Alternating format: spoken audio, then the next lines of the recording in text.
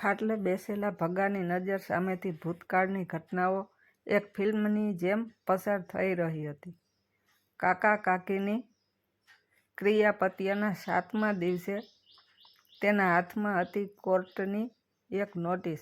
આજે પણ એ ક્ષણ બરાબર યાદ છે કે કેવી રીતે નોટિસનો એક એક અક્ષર જાણે વીજળી બનીને તેની ઉપર ત્રાટકી રહ્યો હતો. નોટિસમાં કાકાની સંપત્તિ ઓળવી જવાનો આરોપ અને તમામ સંપત્તિ સોંપી દેવા અથવા કોર્ટ કેસનો સામનો કરવા તૈયાર રહેવાની આપવામાં આવેલી ચીમકી. અને છેલ્લે નોટિસ મોકલનારના નામ વાંચીને તો આંખે અંધારા આવી ગયા હતા. બાપુજી અને કાકાએ તેને જે 5 બહેનોના એકના એક ભાઈનું સ્થાન આપ્યું હતું એ 5 બહેનોએ સંપત્તિ માટે દાવો માંડ્યો હતો.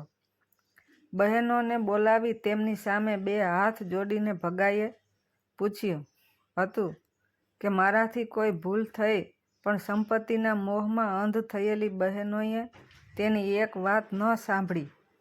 5 બહેનોએ એક સૂરે બાપુજી અને તનસુખ કાકા વચ્ચે મૌખિક સમજૂતીથી થયેલા દત્તક કરારને માનવાનો ઇનકાર કર્યો હતો અને આ તમામ સંપત્તિ ઉપર ફક્ત એમનો જ અધિકાર હોવાની રટ પકડી હતી. ભગાએ ફરી ફરીને પૂછ્યું હતું કે આવું કરશો તો હું ક્યાં જઈશ? આ સવાલનો જવાબ દેવો પણ બહેનોને જરૂરી નહોતો લાગ્યો. અંતે સગા સંબંધીઓની સમજાવટથી સંપત્તિના 6 ભાગ પાડવાનું નક્કી થયું. ત્યારે ઉપકાર કરતી હોય એમ બહેનો સંપત્તિનો એક ભાગ ભગાને આપવા રાજી થઈ હતી. ઘર, દુકાન, દુકાનનો સામાન, ઘરનું રાચરલીલું અને રસોડાની 1 ચમચી સુધીની કિંમત આંકવામાં આવી હતી.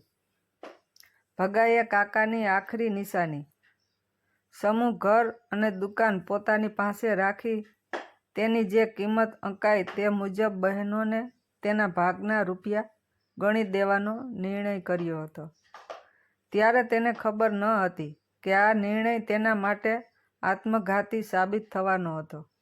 પોતાના ભાગમાં આવેલા દર દાગીના વેચી કાઢ્યા, અનેક સગા સંબંધીઓ પાસેથી માંગી ભીખી અને છેલ્લે ઘટતા પૈસા ઊંચા વ્યાજે લઈ આવીને પણ ભગાએ બહેનોને પાઈ ચૂકવી આપી હતી.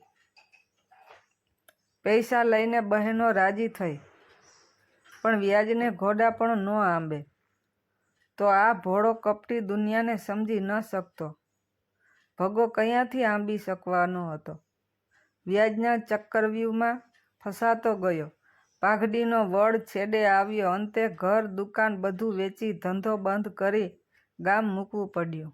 આ કારમાં ઘા પછી ભગો ક્યારેય ઊભો ન થઈ શક્યો. જૂના સ્મરણોમાં ખોવાઈ ગયેલા ભગાની વિચારનિંદ્રા તૂટતાની સાથે જ જોરદાર ઉધરસ ઉપડી. પછી એક ધારો શ્વાસ ચડ્યો જે ક્યારેય પાછો ન વળ્યો. અવાજ સાંભળી સુરેખા અંદરથી દોડી, પણ ત્યાં તો ભગાએ આ મતલબી દુનિયા છોડી દીધી હતી.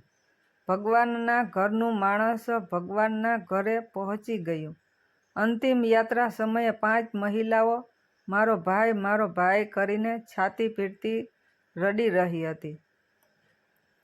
જ્યારે ભગાના મુખ ઉપર એક પરમ શાંતિનો ભાવ હતો, એક એવી શાંતિ જે આ મતલબી દુનિયાએ એને જીવતા જીવ ક્યારેય લેવા નહોતી દીધી.